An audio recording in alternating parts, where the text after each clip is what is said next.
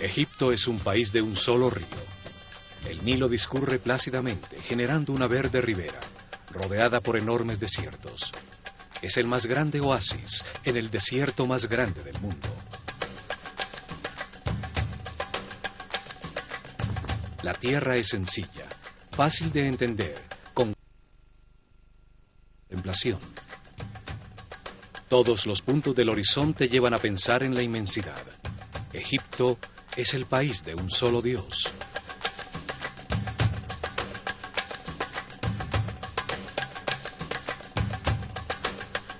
Allí, durante miles de años, se gestó una civilización que vivió en paz y armonía, sin salirse de sus límites naturales para tratar de imponerse a otros pueblos, dedicada por completo al perfeccionamiento espiritual. La imagen que se ha construido de esta civilización apenas deja ver la luz de sus logros. Su lenguaje escrito permaneció incomprendido por milenios. Solo se ha decodificado su nivel más básico, el de los símbolos que representan a los sonidos del lenguaje. Existen niveles superiores, con símbolos que transmiten conceptos, no sonidos. Estos no han sido descifrados todavía. Las traducciones solo se basan en la parte fonética, o en el mejor de los casos, se interpretan de acuerdo a las creencias de los traductores. Los que creen que eran unos bárbaros primitivos llegan a un tipo de interpretación, y los que creen que eran una avanzada civilización basada en lo espiritual, poseedora de tecnologías incomprendidas, llegan a otros totalmente distintos.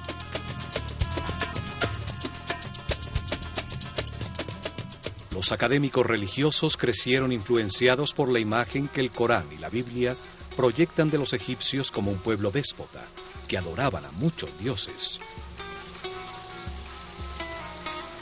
Por esta razón, cristianos, judíos y musulmanes no han podido reconocer que Egipto fue una de las fuentes que alimentó las raíces de sus propios credos.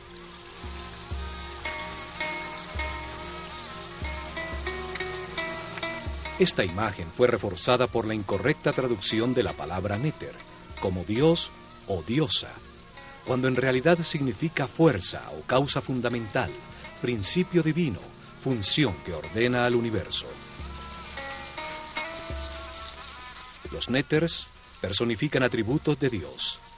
Fueron una manera sencilla de explicar al pueblo que el único Dios responsable de la creación tiene distintas características. No significa que sean múltiples dioses.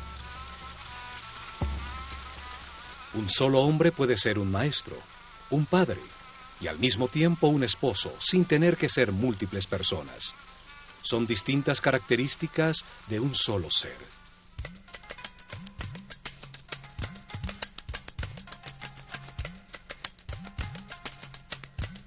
Para muchos historiadores, la civilización actual representa el momento de máximo progreso del hombre sobre la Tierra. Esta creencia también ha contribuido a proyectar una imagen equivocada de Egipto, porque no aceptan la información que la pueda poner en duda.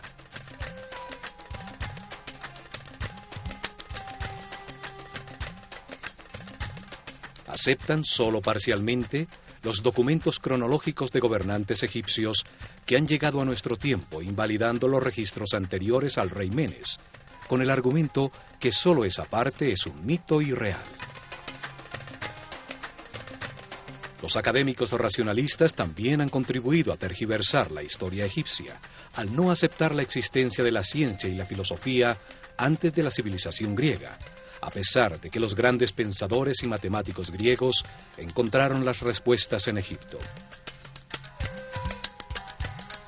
Todo esto ha proyectado una imagen equivocada de la cultura egipcia. Se les contempla con prejuicios, como a un pueblo primitivo e pocos templos y unas tumbas para sus faraones, muy grandes y resistentes al paso del tiempo.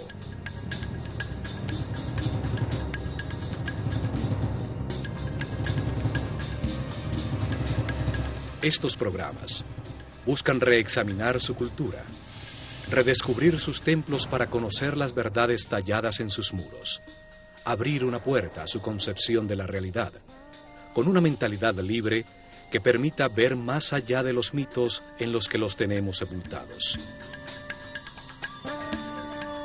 Los antiguos egipcios entendieron el universo, sus leyes, procesos y propósito de una manera coherente, lógica, analítica y racional, que es una herencia importantísima para el hombre que comienza un nuevo milenio.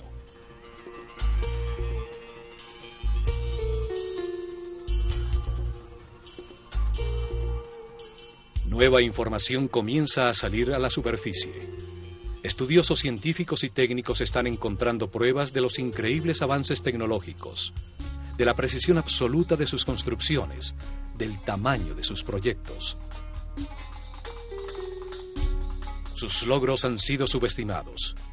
El hecho de no imaginar ni entender su tecnología no quiere decir que no hayan movido de manera inexplicable enormes pesos desde grandes distancias, que hayan cortado, tallado y acoplado durísimas losas de granito y diorita con precisión atómica, solo posible con tornos y sierras ultrasónicas. La precisión matemática de sus construcciones es tal que en las 5 hectáreas de la base de la Gran Pirámide hay un desnivel de solo 8 milímetros. La tecnología actual solo hubiera logrado un desnivel de 40 centímetros.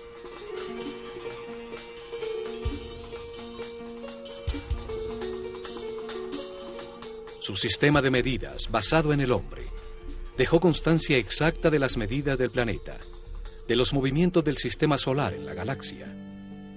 Importantísima información sobre los ciclos cósmicos que determinan cataclismos periódicos no puede quedar relegada como un mito. Esta herencia forma parte de nuestro anciano futuro. Lo encontrado hasta ahora muestra de manera evidente que manejaron conocimientos avanzadísimos en todos los campos de las ciencias, el arte, la filosofía y la religión.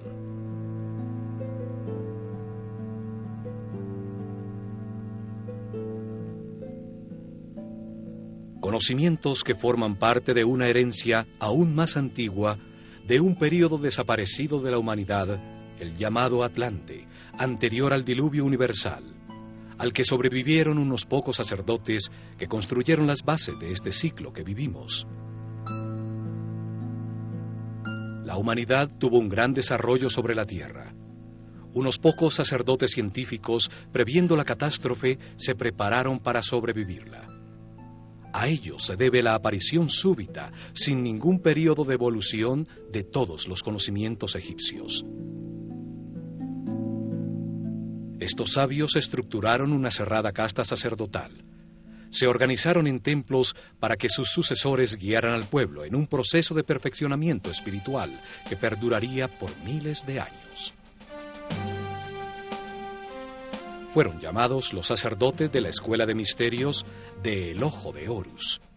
Eran los depositarios del conocimiento, y su visión de la vida sobre la tierra como un proceso de perfeccionamiento espiritual para convertir un hombre casi animal en superhombre determinó el camino de los egipcios.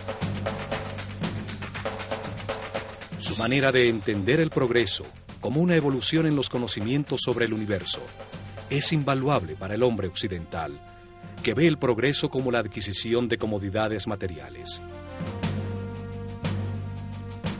La Escuela de Misterios aceleró el proceso evolutivo de una serie de iniciados que recibieron información para entender el mundo dual en que vivimos, de contrastes extremos, de luz y oscuridad, de miedo y amor. Así pudieron entender que en las distintas vidas se experimentan en carne propia estos extremos, como resultado de las decisiones que libremente se toman, lo que permite compararlos y comprender qué es verdad. Cada vida es un paso necesario para añadir conocimiento. Los egipcios vieron al hombre como un modelo a escala del universo, que al entenderse a sí mismo puede encontrar verdades superiores, deducir aspectos de la realidad. Como es arriba, es abajo. Los sabios sacerdotes enseñaron que todo existe en una gran mente, que somos pensamientos de Dios, con la capacidad de crear en nuestro propio pensamiento. Todos somos aspectos de una única realidad. Todo es uno, uno es todo. Por eso, desarrollaron simultáneamente su ciencia, su arte, su religión y su filosofía, de una manera multidisciplinaria, conjunta, sin especializaciones que ciegan.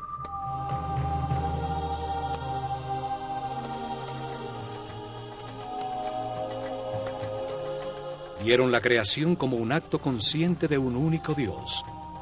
Se estudiaron a sí mismos para buscarlo, encontrando que tiene distintas características a las que dieron un nombre y un símbolo para poder comunicarse con claridad.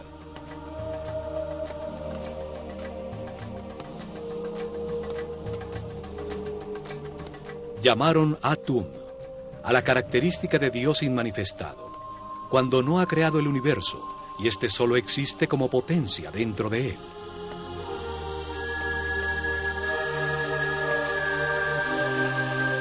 Llamaron Ptah, la característica creadora de Dios que al manifestar su voluntad da lugar al universo.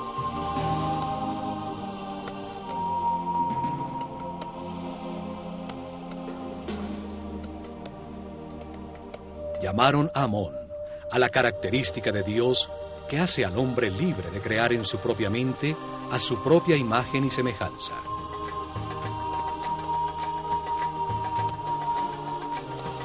Desde esta concepción dieron lugar a la flor de la vida, los movimientos sagrados de Dios que veremos en este programa cuando visitemos el templo de los Irión en Abidos.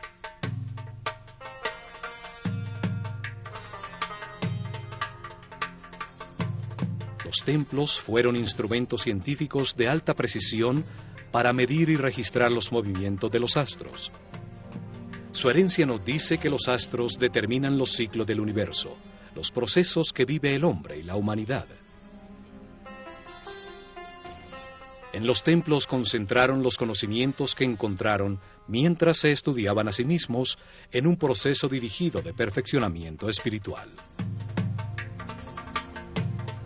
Allí desarrollaron simultáneamente las ciencias, el arte, la religión y la filosofía en un solo todo dinámico, pues creían que ningún aspecto de la realidad estaba separado del otro. Alrededor de los templos, guiada por seres muy evolucionados espiritualmente, creció una de las civilizaciones más incomprendidas y más avanzadas sobre la Tierra. Es hora de recuperar nuestra herencia.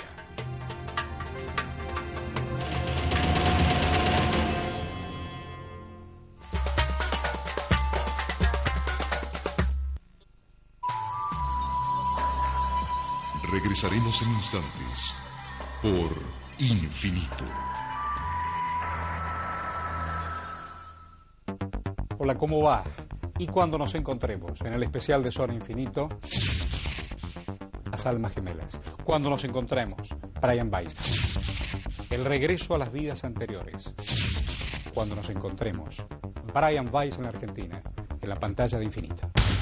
Especial de Zona Infinito con Brian Weiss. Una nueva emisión, el sábado 8, por Infinito. A veces los científicos en su arrogancia comienzan a pensar que pueden crear la molécula perfecta de ADN, que pueden crear el origen. Las mentes más evolucionadas de nuestro tiempo nos sitúan más allá de la nueva era. Hemos llevado al planeta al borde de la destrucción. Una producción propia y exclusiva. Jamás me he llamado sanadora, porque solo ayudo a tomar conciencia. Más allá de la nueva era. Los lunes, en Infinito Alternativo. ¿Cuánto espacio crees que ocupe el lavado en tu vida? Por eso Skip desarrolló el nuevo polvo con sistema biotérmico que elimina las manchas difíciles aún en agua fría.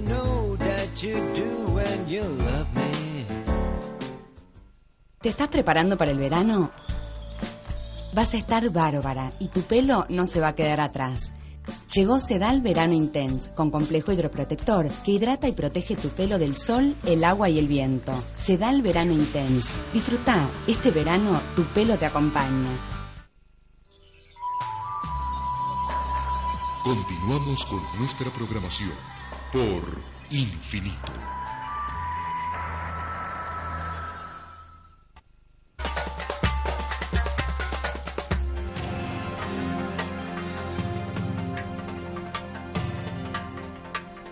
La herencia de su civilización, su visión del universo, está resumida en unos pocos símbolos, sabiamente escogidos entre los elementos de su realidad.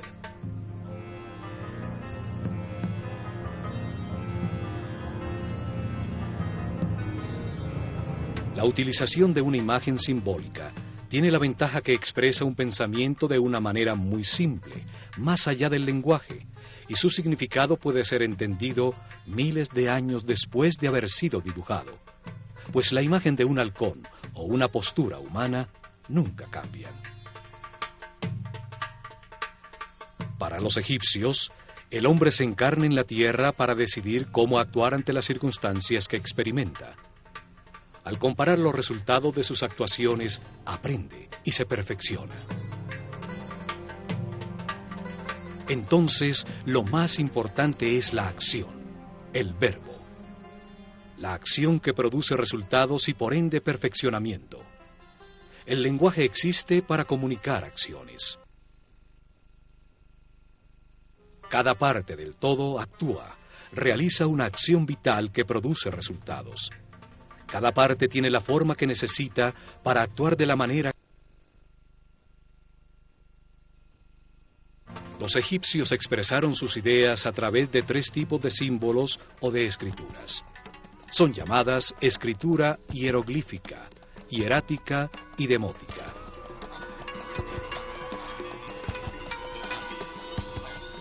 El primer tipo de escritura utiliza imágenes muy simples, llamadas hieroglifos. Hieros significa sagrado y glifos significa imprimir. Así llamaron los griegos escritura sagrada a las tallas simbólicas egipcias. Los hieroglifos tienen distintos niveles simbólicos para comunicar. El más básico, simple y sencillo es el nivel de los símbolos fonéticos. Utilizaron 24 símbolos gráficos que eran asociados a un sonido, no a una idea. Forman el alfabeto egipcio. Era la escritura que daba forma al lenguaje del pueblo.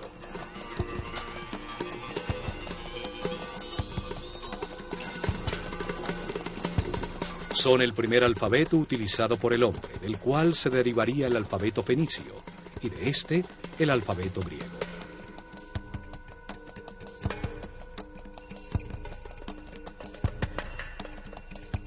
Podían escribir indiscriminadamente en columnas o en líneas horizontales para ser leídas en cualquier sentido. Las cabezas de las figuras simbólicas miraban hacia donde comenzaba la frase. Así marcaban la dirección en que debían ser leídas. Durante milenios permaneció indescifrado, hasta que en 1799 los expedicionarios franceses que llegaron con Napoleón encontraron en Rosetta, sobre el Mediterráneo, una piedra de granito negro, escrita en los finales de la civilización egipcia. En muy mal estado, ninguna de sus líneas estaba completa. Aún conservaba 14 líneas escritas en hieroglifos, 32 líneas escritas en demótico y, lo más importante, 54 líneas en griego. Una escritura conocida que indicaba que el texto traducía las otras escrituras. Un experto en lenguas, Jean-François Champollion, se dedicó a estudiar los textos de la piedra. Descubrió que el antiguo egipcio, como las escrituras semíticas, solo usaba consonantes. Las vocales eran añadidas solo en el lenguaje hablado para dar forma gramatical. En 1822, logra resolver el misterio al comparar 2 cartuchos con hieroglifos del texto, uno de los cuales estaba repetido en una estela circular en la isla de Philae contra el segundo pílono del templo de Isis, que se sabía contenía el nombre del faraón Ptolomeo VI. Los cartuchos hieroglíficos con los nombres de dos de los últimos faraones egipcios, Ptolomeo y Cleopatra. Esto permitió decodificar e identificar el alfabeto utilizado. El sonido que en ese momento producían las palabras griegas en copto, un lenguaje utilizado por cristianos egipcios, sirvió para aproximar los sonidos que se supone tenían los antiguos egipcios.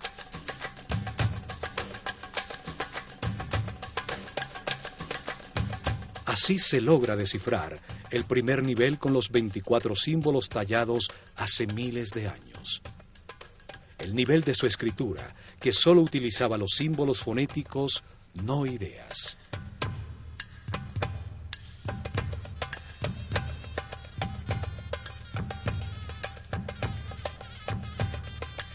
Pero existe un nivel más alto de comunicación en la misma escritura hieroglífica. Más de 700 símbolos, bellísimas formas gráficas que dibujan la realidad, evocando en la mente acciones y conceptos. La palabra se convertía en una imagen. Símbolos que imitan las formas de la naturaleza, escogidos por la acción que traen a la mente. Un pájaro evoca el vuelo, la libertad. Si es un halcón, añade en la mente lo agudo de su vista.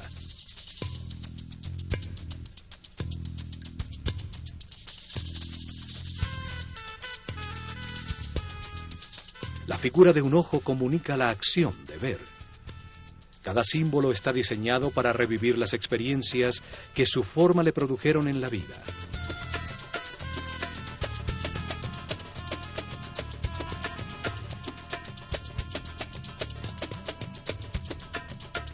También utilizaban partes fácilmente reconocibles, que hacen pensar en una acción vital. Dos brazos elevados hacen pensar en orar. Dos piernas evocan la acción de caminar. Un brazo extendido, señalar. Dos manos una mano que alimenta, otra que arroja semillas, una jarra que vierte. Símbolos que retratan elementos fabricados por el hombre, que al ponerlos en acción producían un efecto. La herramienta comunica el tipo de trabajo que se puede hacer con ella. Un arado, un rastrillo, una red. Además de la escritura hieroglífica, existió una segunda forma de escritura llamada hierático.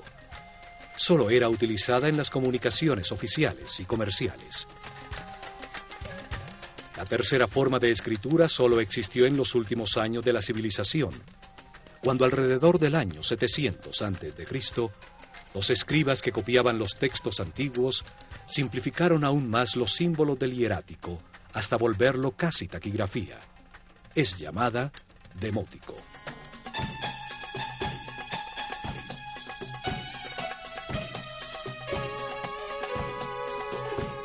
Nuevas interpretaciones están saliendo a la luz que permiten entender que los mitos y los símbolos utilizados por los egipcios son solo una forma fácil de comunicar conocimientos, de expresar conceptos sobre la realidad. Al convertir las ideas en historias, se facilita su entendimiento. Los sabios sabían que suministrar información sin que sea comprendida es un ejercicio inútil.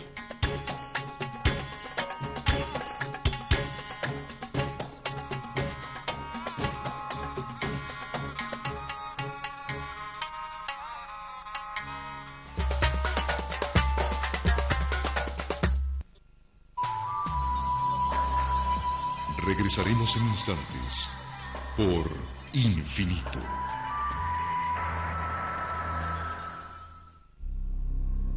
Los seres del más allá y su singular encanto. Continuamente nos están asustando, nos tocan los hombros, voltea uno a mirar, no hay nadie. Apariciones, ruidos, pasos que se pierden en la noche y presencia de seres desencarnados, o sea, espíritus sin cuerpo físico. Anímese a recorrer los lugares embrujados más inquietantes de Latinoamérica. Las más sugestivas Casas Encantadas, parte 2. Una producción propia y exclusiva. Este sábado, en Infinito Original. Tenían 3 dedos. 3 dedos.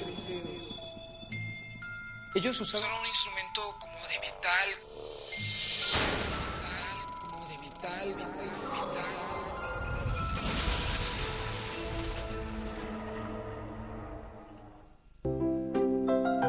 Apenas abre los ojos, ya está descubriendo todo lo que lo rodea. Es el comienzo de un día intenso. Por eso, desde siempre, Haggis Mimito Ultra Trim te da en un mismo pañal la máxima absorción y la cubierta más respirable para que su colita esté seca y fresca durante el día y toda la noche. Porque cada mañana él tiene todo un mundo por absorber. ¿Puede un pañal hacer más feliz a tu bebé? Haggis, bebés felices.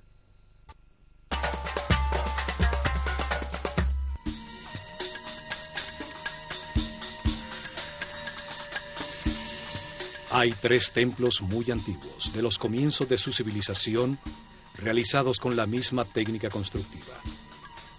Tienen el mismo estilo arquitectónico, masivo, muy simple y pesado, que nunca fue utilizado nuevamente en todo Egipto.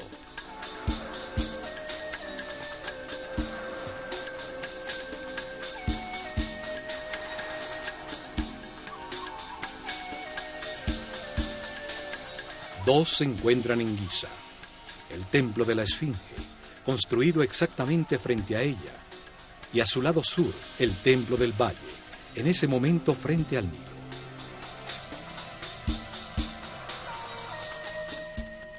El tercero es el masivo Osirión, construido en Abidos.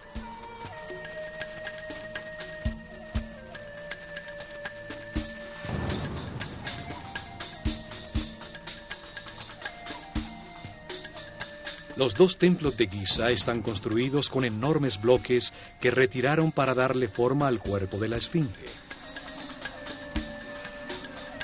Solo estos templos en todo Egipto utilizaron unos bloques tan enormes, una forma masiva, ciclópea, cerrada totalmente hacia el exterior por enormes muros de piedra, con 2 accesos simétricos frontales hacia el exterior.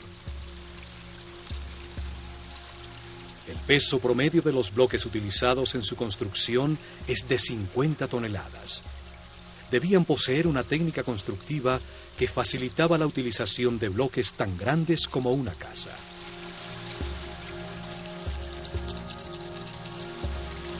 Tampoco utilizaron bloques regulares. Todos eran distintos, con sus lados cortados en distintos ángulos, sobre los que encajaban de manera exacta y milimétrica los que colocaban encima.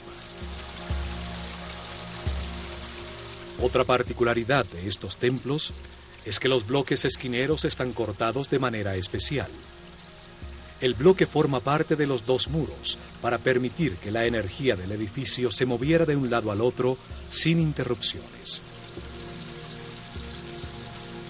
Esto obligaba a que la totalidad del bloque tuviera que tallarse en algunos casos más de 30 centímetros para formar la esquina. En la naturaleza orgánica no hay ángulos rectos. Una esquina es una articulación que permite el flujo de las energías y el fluir de los líquidos.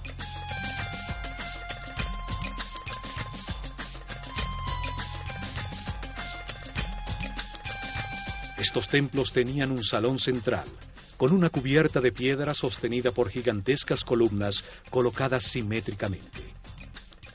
Formaba una gran terraza superior que dominaba toda la planicie.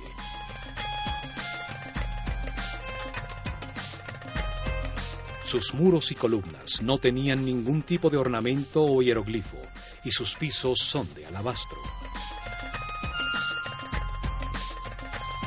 El salón era alumbrado por tragaluces en el techo de piedra que dejaban entrar un chorro de luz directamente sobre las estatuas de los Néters, similares a esta de Sekhmet en el templo de Karnak. Estos templos fueron utilizados desde el Seb-Tepi, el momento en que comenzó la nueva etapa después del diluvio, en ceremonias iniciáticas de los sacerdotes de la Escuela de Misterios del Ojo de Horus.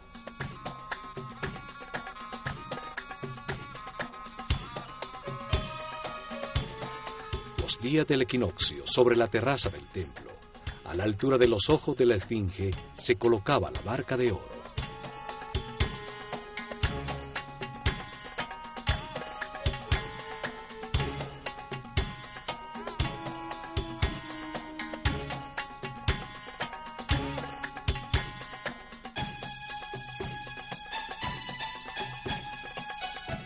Símbolo del proceso evolutivo del hombre en su camino de reencarnaciones sobre la tierra y del recorrido del sol en el cielo. A su alrededor se realizaron las ceremonias mientras la esfinge contemplaba la salida del sol en el horizonte frente a ella y en las noches la aparición de las estrellas de la constelación de Leo.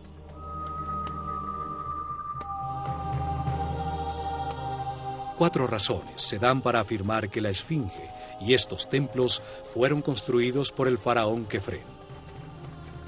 La primera es que en el templo de la esfinge se encontró enterrada, cabeza abajo, la famosa estatua de diorita negra de Kefren con un halcón en su cuello. La segunda es que se afirma que la cara de esta estatua es igualita al rostro de la esfinge.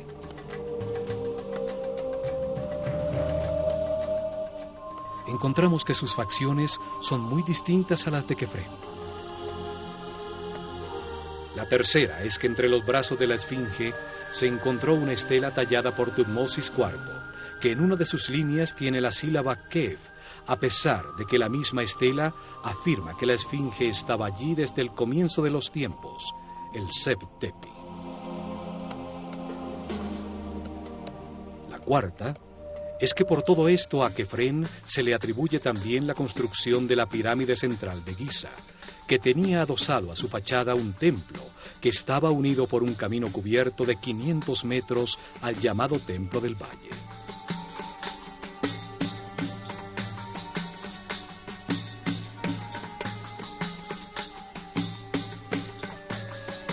Sin embargo, la piedra de los muros de estos templos es del mismo tipo del bloque monolítico de la esfinge, seguramente de los sobrantes de tallarla. Además, tiene los mismos síntomas de erosión causada por la lluvia que la piedra de la esfinge, lo que permitió a expertos geólogos determinar que ésta fue construida alrededor del año 9000 a.C.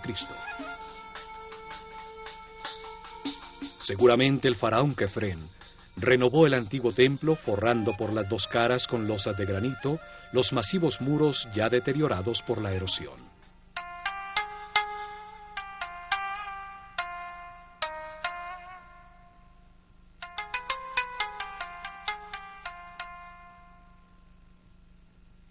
Los antiguos dividieron la parte verde habitable de Egipto en dos grandes zonas con distintas características definidas por la forma del mismo río Nilo.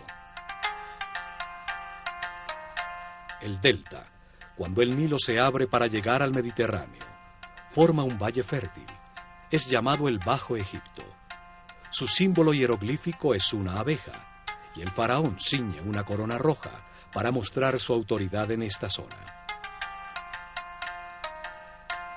El larguísimo y estrecho corredor verde a ambos lados del Nilo, en su recorrido desde la frontera con Nubia hasta el sitio donde comienza el delta, es llamado el Alto Egipto. Es simbolizado en su escritura por un arbusto, y el faraón ciñe una corona blanca que representa su poder sobre ese territorio.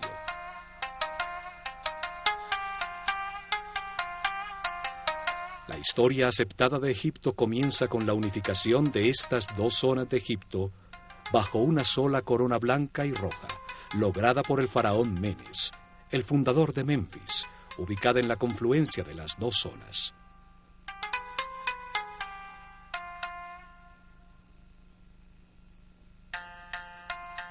En Abidos, al sur, en el Alto Egipto, existen dos templos, uno al lado del otro. El dedicado por Seti I a Osiris, detrás del cual se encuentra la excavación donde apareció el segundo templo, el Osirión, que permanece parcialmente sumergido en agua.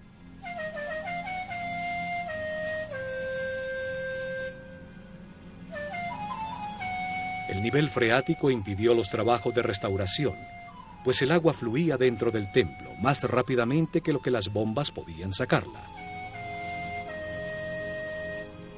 Se estima que fue construido en la cima de una colina alrededor del año 9000 a.C., cuando el nivel freático y la superficie del Nilo estaban 10 metros más abajo. Fue el primer templo en Egipto dedicado a explicar la vida como parte de un camino de reencarnaciones sucesivas que permiten ir adquiriendo información sobre el universo, evolucionando de la ignorancia a la sabiduría. Su masiva arquitectura sin ningún tipo de jeroglifos, con losas y piedras supremamente pesadas y de corte muy grande, es muy similar a los templos frente a la Esfinge. Enormes bloques irregulares, todos distintos entre sí, con cortes que asombran por su precisión, juntas de construcción y exactitud de ensamblaje.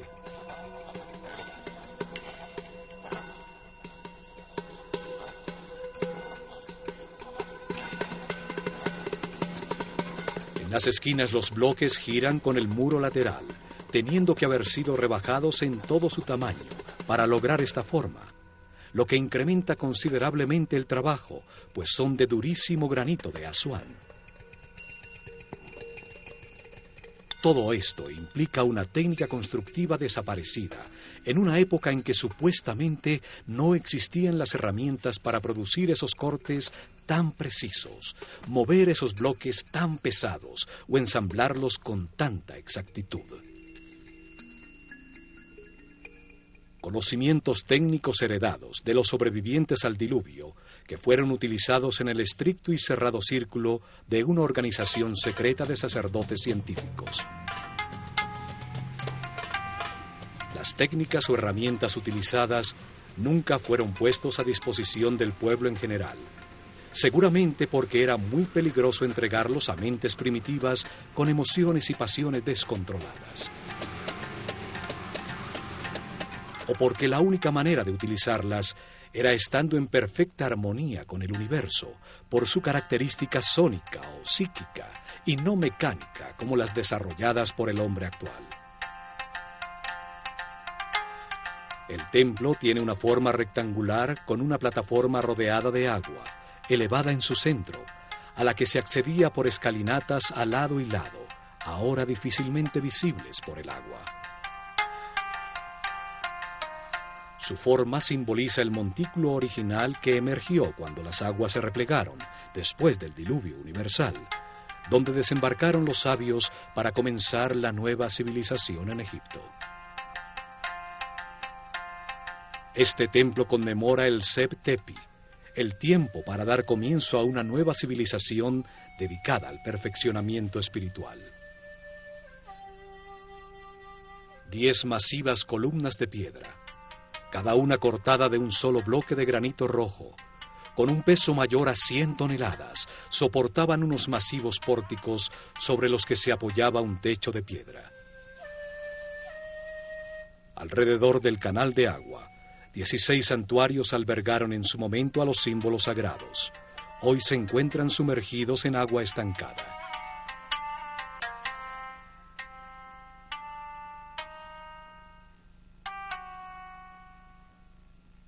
En la esquina superior de uno de esos enormes pilares se encuentran a lado y lado 2 extraños círculos con geométricas figuras en su interior que se tocan en sus bordes. El granito parece